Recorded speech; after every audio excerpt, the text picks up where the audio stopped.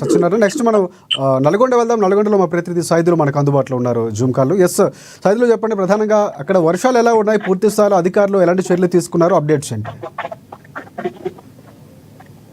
Right Rajasekhar, రాష్ట్ర వ్యాప్తంగా విస్తారంగా కురుస్తున్నటువంటి వర్షాల కారణంగా అయితే ఇప్పటికే ఉమ్మడి నల్గొండ జిల్లాలో అయితే ప్రధానంగా వాగులు, వంకలు, చెరువులు కూడా మత్తడి దొక్కుతున్నటువంటి పరిస్థితి కనిపిస్తా ఉంది.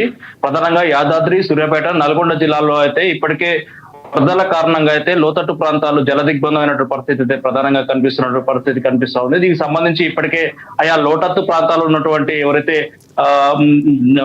వరదల్లో చిక్కున్నటువంటి ప్రజలు ఎవరైతే ఉన్నారో ఇప్పటికే వారికి సహాయక చర్యలు అయితే కొనసాగుతున్నటువంటి పరిస్థితి అవుపిస్తా ఉంది. దీనికి సంబంధించి కూడా ప్రధానంగా ఏదైతే ఉమ్మడి నల్గొండ జిల్లాలో ప్రధానమైన ప్రాజెక్ట్ ఏదైతే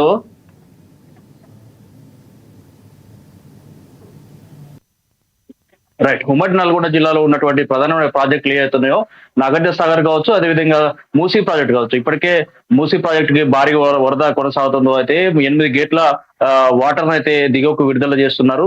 దాదాపుగా 2 ఫీట్ల మేర ఎత్తి 8 గేట్ల ద్వారా నీటిని దిగువకు విడుదల చేస్తున్న పరిస్థితి కనిపిస్తోంది. అదేవిధంగా జిల్లాలోని ప్రధానమైన ఆయకట్టుగా ఉన్నటువంటి నాగార్జున సాగర్ కి సంబంధించి కూడా ఇప్పటికే 26 గేట్ల ద్వారానైతే నీటిని దిగువకు విడుదల చేస్తారు. దానికి సంబంధించి 2,63,000 క్యూసెక్ల వాటర్ ని దిగువకు విడుదల చేస్తున్నటువంటి నేపథ్యంలో ఇప్పటికే పులిచింతలు కావచ్చు, సూర్యాపేట జిల్లాల ప్రజలు కూడా అప్రమత్తంగా ఉండాలంటూ కూడా ఇప్పటికే అధికారులు ఆయా జిల్లాల కలెక్టర్లు సమీక్ష నిర్వహించినటువంటి పరిస్థితి కనిపిస్తోంది. దానికి సంబంధించినటువంటి ఇరిగేషన్ శాఖ అధికారులతో ఇప్పటికే దానికి సంబంధించిన ఏదైతే రివ్యూ మీటింగ్లు కూడా నిర్వహించి అప్రమత్తంగా ఉండాలంటూ కూడా చెప్తున్న పరిస్థితి ప్రధానంగా కనిపిస్తోంది. ప్రధానంగా ఇప్పటికే విస్తారంగా కురుస్తున్నటువంటి వర్షాల నేపథ్యంలో అయితే ఉమ్మడి నల్గొండ జిల్లాలో ఉన్నటువంటి కాల్వట్ల ద్వారా కూడా కొన్ని శిథిలావస్థలో ఉన్నటువంటి ప్రాంతాలను కూడా ప్రజలు అప్రమత్తంగా ఉండాలంటూ కూడా ఆయా జిల్లా కలెక్టర్, ఆయా ఎస్పీలు కూడా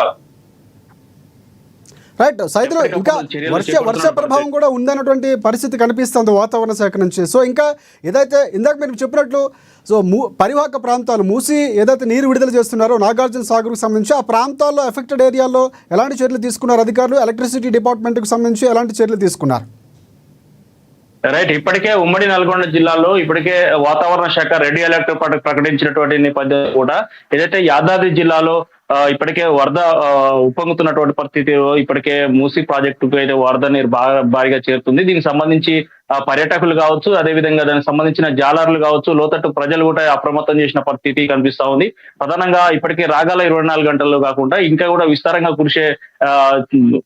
కురుస్తున్నాయండి. ఇప్పటికే వాతావరణ శాఖ చెప్తున్నటువంటి నేపథ్యంలో కూడా ఇప్పటికే ప్రజల్ని అప్రమత్తం చేసినట్టు కూడా తెలుస్తా ఉంది. దీనికి సంబంధించి ఆయా పోలీస్ స్టేషన్ల పరిధిలో ఉన్నటువంటి ప్రాజెక్టుల వద్ద కూడా ఇప్పటికే పోలీసు అధికారులు ముమ్మరంగా బందోబస్తు నిర్వహించినటువంటి పరిస్థితి అయితే ప్రధానంగా కనిపిస్తోంది. వాగులు, వంకల ద్వారా ఇప్పటికే సూర్యాపేట జిల్లాలోనే ఏదైతే పులిచింతల ప్రాజెక్టు సమీపంలో రోడ్డుపై వరద ప్రవహించడంతో అయితే ఇప్పటికే గత రాత్రి బైక్ తో పాటు ఈ 3 యువకులు గల్లంతైన పరిస్థితి కనిపిస్తుంది. దాంతో యువకులు పూర్తిగా ప్రాణాలతో బయటపడ్డట్టు కూడా ప్రధానంగా మనం తెలుస్తున్నటువంటి పరిస్థితి ఉంది. ఇప్పటికే ఉమ్మడి నల్గొండ జిల్లా వ్యాప్తంగా కూడా ఇప్పటికే వర్షాలు భారీ ఎత్తున రావడంతో అయితే కోదాడ ప్రాంతం అయితే ప్రధానంగా జలదిగ్బంధులు ఉన్న పరిస్థితి కనిపిస్తోంది. వాళ్ళని జేసీబీల సహాయంతో మెట్ట ప్రాంతాలకు తరలిస్తున్న పరిస్థితి కనిపిస్తుంది. రాజశేఖర్, మనం ఒకసారి వరంగల్ వెళ్దాం. వరంగల్కి సంబంధించి మౌని